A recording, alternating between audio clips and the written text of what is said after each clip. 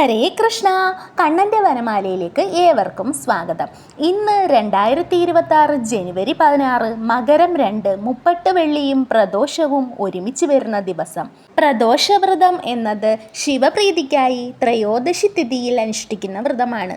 എല്ലാ മാസവും കറുത്ത പക്ഷത്തിലും വെളുത്ത പക്ഷത്തിലുമായാണ് പ്രദോഷം വരുന്നത്.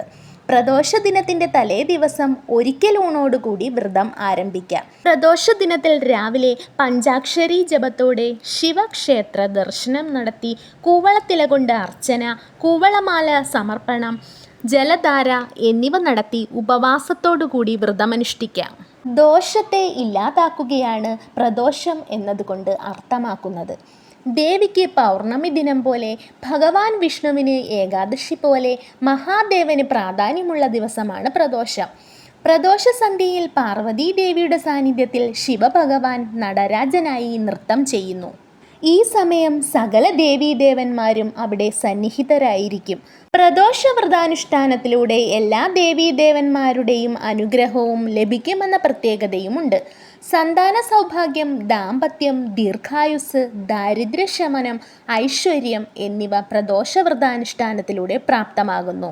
പഞ്ചാക്ഷരി മന്ത്രം, ശിവസഹസ്രനാമം, ശിവപുരാണം എന്നിവ പാരായണം ചെയ്യാം.